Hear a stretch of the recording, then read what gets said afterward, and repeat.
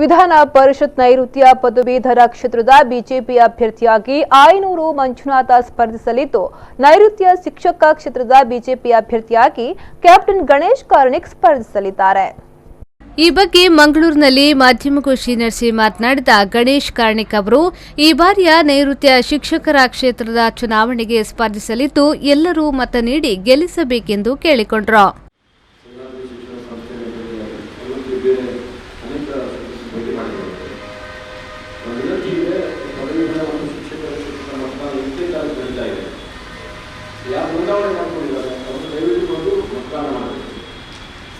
ಮಂಗಳೂರು ದಕ್ಷಿಣ ಕ್ಷೇತ್ರಕ್ಕೆ ಸಂಬಂಧಪಟ್ಟ ಹಾಗೆ ಮಂಗಳೂರು ಕಾಲೇಜಲ್ಲಿ ಶಿಕ್ಷಕರ ಕ್ಷೇತ್ರಕ್ಕೆ 2 ಬೂತ್, ಪದವೀಧರ ಕ್ಷೇತ್ರಕ್ಕೆ 4 ಬೂತ್ಗಳಿರುತ್ತೆ. ಮತದಾನ ದಯವಿಟ್ಟು ಮಾಡಬೇಕು. ಅದು ಮಾಡುವಾಗ ಕೆಲವು ಜಾಗೃತಿ ವಹಿಸಬೇಕು. ಅವ್ರಿಗೊಂದು ಪ್ರತಿಯೊಂದು ಉಪಯೋಗ ಮಾಡಬೇಕು. ವಾಸ್ತುಶಿಲ್ಪಿ ಇರುವಂಥದ್ದನ್ನು ಇಂಡಿಕೇಟ್ ಮಾಡುವಾಗ ಅನೇಕ ನಿರ್ಬಂಧಗಳನ್ನು ಮಾಡ್ತಾರೆ.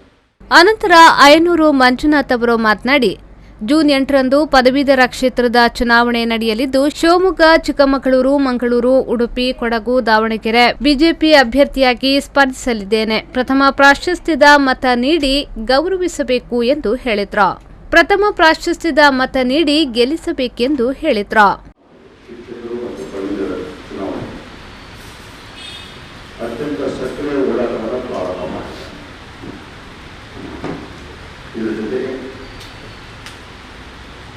ಮಂಗಳೂರು, ಉಡುಪಿ, ಚಿಕ್ಕಮಗಳೂರು, ಕೊಡಗು, ದಾವಣಗೆರೆ ಮತ್ತು ಶಿವಮೊಗ್ಗ 5 ವ್ಯಕ್ತಿಗಳು ಈ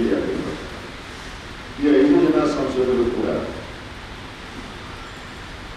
ತಮ್ಮ ಹೋರಾಟವನ್ನು ಈ ಚುನಾವಣೆಗೋಸ್ಕರ ಮಾಡ್ತಾ ಇದ್ದಾರೆ. ಈ ಸಂದರ್ಭ ಸುದ್ದಿಗೋಷ್ಠಿಯಲ್ಲಿ ಬಿಜೆಪಿಯ ಮುಖಂಡರು ಉಪಸ್ಥಿತರಿದ್ದರು. ಶರಸಾಲಿಯನ್ ವಿ4 ನ್ಯೂಸ್ 24/7 ಮಂಗಳೂರು.